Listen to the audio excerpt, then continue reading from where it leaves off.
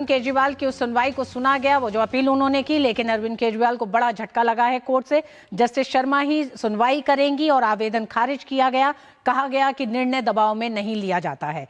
बहुत बहुत धन्यवाद। आइए एक बार फिर लौटते हैं महिला आरक्षण बिल पर। जिस तरह से आज देश के अलग अलग हिस्सों में बीजेपी की महिला मोर्चाओं की महिलाओं ने एक तरह से संसद के बाद अब सड़क पे इस मोर्चे को खुले तौर पर विपक्ष को चुनौती दी है। इसी पर आज का हमारा विशेष है, महिला आरक्षण बिल पर गरमाई सियासत। हमारे साथ 3 मेहमान जुड़ गए हैं। नेहा धवन, भारतीय जनता पार्टी प्रवक्ता, विजय कौशिक, कांग्रेस लीडर, और रामकृपाल सिंह, वरिष्ठ पत्रकार हमारे साथ जुड़ गए। आप तीनों का बहुत बहुत स्वागत है। सबसे पहले मैं आप ही के पास आना चाहूंगी नेहा जी। भारतीय जनता पार्टी ने एक बड़ा काम करा 2023 में, एक लंबे संघर्ष के बाद, जब महिला आरक्षण बिल को एक कानून की शक्ल दी, लेकिन एक बार फिर जब उसको अमल कराने की बारी आई तो फिर राजनीतिक दलों में आम सहमति नहीं हुई, और वही संघर्ष अब दिखाई दे रहा है कि एक बार फिर तमाम महिलाएं सड़कों पर हैं। अब उसके अमल को लेकर सत्ता में आप हैं, तमाम राज्यों में आपकी सरकार है, उत्तर प्रदेश में एक दिन का विशेष एक तरह से सत्र भी बुलाया जा रहा है। तो कैसे अब इसको निर्णायक इसकी परिणति पे पहुंचाया जाएगा महिला आरक्षण कानून को? देखिए ऋतु जी, बहुत ही दुर्भाग्यपूर्ण है। भारत के राजनीतिक इतिहास की अगर मैं बात करूं तो 17 अप्रैल का दिन एक स्वर्ण अक्षरों में लिखा जाने वाला ऐतिहासिक दिन हो सकता था, लेकिन भारतीय राजनीति की ये एक दुर्घटना मैं कहूंगी, और दुखद दुर्घटना हुई, जिसमें आधी आबादी के हक को विपक्ष ने छीनने का काम किया, उसे दबाने का काम किया, उसे कुचलने का काम किया, और देश की 70 करोड़ महिलाओं के साथ में पीठ पीछे छुरा घोंपने का काम और विश्वासघात का काम किया है। देखिए, मैं बहुत भारी भरकम शब्दों का इस्तेमाल कर रही हूँ ऋतु जी, लेकिन इस देश की जब सामान्य परिवार की महिलाओं की बात आती है, जब गांव देहात के महिलाओं की बात आती है, क्योंकि 2023 में जब राज्यसभा और लोकसभा में इस बिल को पास किया गया और जब कानून बनने वाला था, और इस कानून बनने की प्रक्रिया में एक सामान्य परिवार की महिला, सामान्य क्षेत्र की महिलाओं के लिए रास्ता संसद तक का खुल रहा था, लेकिन उस रास्ते पर बुलडोजर फिरवाया, उस रास्ते को तोड़ा और ब्लॉक कर दिया गया, पत्थरों से उस रास्ते को रोक दिया गया। किसके द्वारा? विपक्ष के इंडी गठबंधन के द्वारा। और दुर्भाग्यपूर्ण बात ऋतु जी ये है कि उन जो दल हैं, चाहे वो सपा है, चाहे वो कांग्रेस है, नेहा जी, महिला आरक्षण कानून के इतिहास में वो तारीख दर्ज हो गई है। अब बात आगे की होगी, अमल में लाना अब सबसे बड़ी समस्या हो गई है। तो सरकारें जो सत्ता में है वो क्या करने जा रही हैं? अब मैं इस पर भी अपनी बात रखूंगी, लेकिन मैं एक बात जरूर बोलूंगी आपके माध्यम से, जनता तक ये बात जानी चाहिए। उन दलों की प्रमुख महिलाएं ही नहीं चाहती कि आम परिवारों की महिलाओं के लिए संसद तक का रास्ता खुले। ये अत्यंत दुर्भाग्यपूर्ण बात है।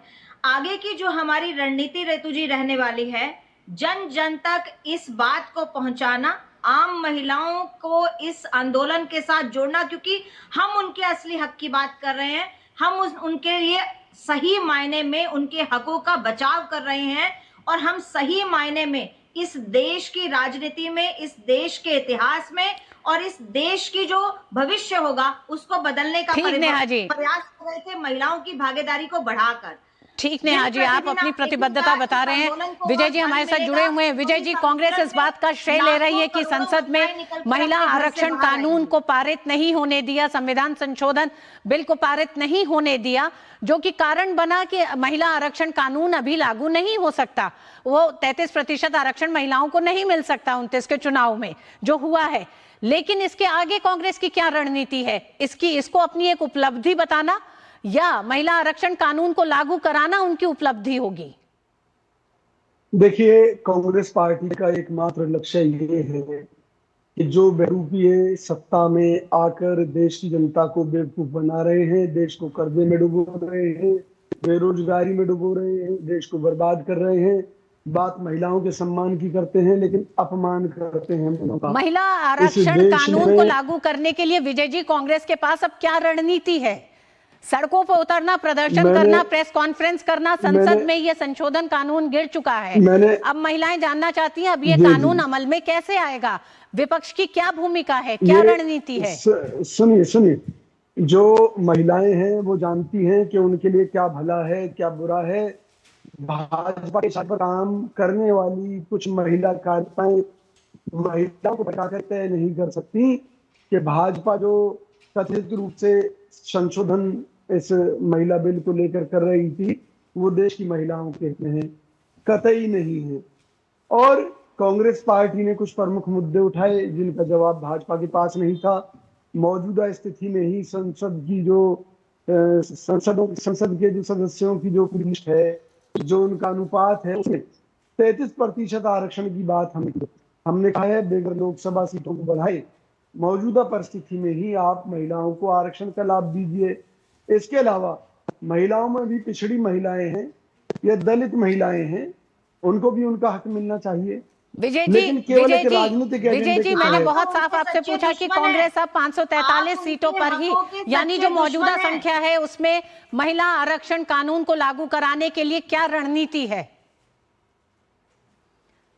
उसके लिए हमारी सीधी सी रणनीति है कि जनता के बीच में जाकर सबसे पहले हम महिलाओं को जागरूक करेंगे और बताएंगे कि इस तरह से बिल की आड़ में महिलाओं की आंखों में धूल झोंकी जाने वाली थी, जिसको कांग्रेस ने रोका है। और अगर हमारी सरकार सत्ता में आती है तो निश्चित तौर पर रामकृपाल जी, आज की तारीख में भारतीय जनता पार्टी जो इस बिल को अमली जामा पहनाने जा रही थी, एक संशोधन विधेयक लेके आई। 2023 में सारी पार्टियां एकमत थी क्योंकि वो तुरंत लागू नहीं होना था। जैसे ही लागू होने की बारी आई तो विपक्ष ने अपना पलड़ा पीछे खींच लिया, अपना हाथ खींच लिया है। ऐसे में जानना ये चाहते हैं कि अब इसको इसकी निर्णायक परिणति तक कैसे पहुंचाया जाएगा, महिलाओं को उनका आरक्षण कैसे मिलेगा कानून मिल जाने के बाद? अब ऋतु जी, एक शुरुआत जो हुई थी सोनिया गांधी जी ने ही इसको लेकर के किया था और ये बिल राज्यसभा से पास हो गया था। लेकिन आप ताजुब करेंगे विरोध किसने किया? और इस एक ऐसा बिल था जिस पर बीजेपी कांग्रेस के साथ खड़ी थी। महिला इस बिल पर किसने विरोध किया था आपको पता है, साझे की सरकार थी। और जो पार्टियां आज न्याय की बात कर रही हैं, फाड़ के फेंका था लालू जी ने, फलाना, जितनी पार्टियां थी इनके विरोध के चलते मामला लटका रहा। मोदी जी आए, उन्होंने इसको आगे बढ़ा करके और एक सपना साकार किया महिलाओं, और ये लगा था कि बुरा है। 2023 में जब जो बिल जिस रूप में पास हुआ, जो आज ओबीसी के आरक्षण की बात करते हैं, भाई ये तो उस बिल में भी नहीं था उस समय। जो आपने बिल पास किया है उसी के इम्प्लीमेंटेशन के तरीके सरकार बता रही थी। और मैं तो मैं समझ नहीं पा रहा हूं कि कांग्रेस या अपोजिशन के लोगों का आधार क्या है। रामकृपाल जी, 2023 में इसे पास करने के पीछे क्या ऐसा दिखता है कि 2024 का लोकसभा चुनाव था, विपक्षी पार्टियों ने भी सोचा कि 24 में लोकसभा चुनाव में जाने से पहले इतना बड़ा जोखिम नहीं लिया जा सकता और 23 में इसे सर्वसम्मति से पास किया गया। लेकिन जब अमल की बात आई तो कोई ना कोई एक ऐसा अड़ंगा, वो चाहे ओबीसी कोटे का अड़ंगा लगाया जा रहा हो, चाहे परिसीमन का अड़ंगा लगाया जा रहा हो, अगर सीटें नहीं बढ़ेंगी तो किस तरह से उसे आप तार्किक अंत तक पहुंचाएंगे इस आरक्षण को? तो क्या अब किसको पॉलिटिकल माइलेज ज्यादा मिल रहा है? क्या आपको लगता है कि अब यहां आके फंस गया है ये पूरा कानून? ऋतु जी, आपका बिल्कुल आप सही कह रहे हैं कि मैं जब तमाम सबको सुन रहा हूं विपक्ष का, कोई ये नहीं बता सकता है कि जो इस संविधान में संशोधन था उससे महिलाओं का नुकसान कहाँ हो रहा है। अभी चंद्रबाबू नायडू ने कहा कि जब हर राज्य में 50% सीटें बढ़ रही हैं, बात वही है कि 100 अगर है उसमें 50 सबको दिया जा रहा है, तो नुकसान कहाँ है? जो आप अभी कह रही थी किसका लाभ फायदा होगा, मैं तो ये नहीं जानता, लेकिन मैं देख रहा हूं कि ऐसे ऐन मौके पर कांग्रेस ऐसा कदम उठाती है कि ताकि यह सुनिश्चित रहे कि वो विपक्ष अगली बार भी विपक्ष में बैठेगी, लेकिन विपक्ष का नेतृत्व वही करेगी। इसके सिवाय मैं नहीं समझता हूं कोई समझदार पार्टी आज की तारीख में बिना कोई कारण बताए, कांग्रेस के प्रवक्ता ने एक भी चीज बताई कि यह नुकसान होने जा रहा है। मैं तो नहीं, समझ नहीं बता पा तो रहा हूँ रहा ये हूँ। क्या विजय देश जी, होने जा संसद रहा के है। विजय जी, देश- संसद के भीतर कांग्रेस इस बात को उपलब्धि भी मान रही है और इसका श्रेय भी पूरी तरह के से लेना चाहती है कि उसने इस पूरे संविधान संशोधन बिल को गिरा दिया। तो क्या ये माने कि कांग्रेस इस बात का श्रेय भी ले रही है कि अपने आने वाले 10-15 साल तक महिलाओं को उनका आरक्षण नहीं मिलेगा, इस कानून को लागू नहीं होने देगी कांग्रेस? देखिए, आरक्षण से पहले जो सबसे जरूरी चीज है वो देश को बचाना है। अगर ये देश बचेगा तभी महिलाओं के हित और सम्मान की लड़ाई लड़ी जा सकेगी। आप देश जब की आधी ये आबादी बात के है, बारे में सोच ही नहीं केवल रहे हैं, आप उनके राज साथ ही नहीं है, देखिए आप बहन देश जी, की बात आपने कैसे बता कर दिया सकते हैं? बुलडोजर आप देश संस्कृति की के बारे में महिलाओं को बताया जातियों आपने। में बांटने का तो ये काम जो कर रहे हैं। बुलडोजर आप संस्कृति है, उनके महिला ये आरक्षण भारतीय जो जनता उनका पार्टी सम्मान ज्यादा मिल होने रहा था, पर उनका बगल जो में सशक्तिकरण हो रहा आएगा। था, सुन लीजिए, बगल में उसको गिराकर कांग्रेस की बात आप है। विजय जी, ऐसा महिलाओं ही को कर रहे हैं। आरक्षण देने और महिलाओं के राजनीतिक अधिकार को देने में आपने तमाम उन समस्याओं को गिना दिया जो देश की बड़ी समस्याएं हैं। तो उन समस्याओं का हल है कि महिलाओं को राजनीतिक अधिकार न दिया जाए, उन्हें संसद तक न पहुंचने दिया जाए, तो सारी समस्याओं का हल हो जाएगा। आप सरकारों से इसी के आधार पर अपनी जीत को तय करने जा रहे हैं।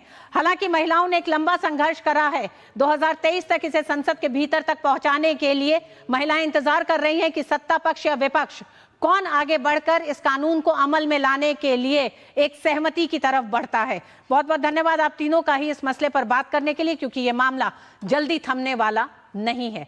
वक्त एक छोटे से ब्रेक का है, ब्रेक के बाद दिखाएंगे खबर।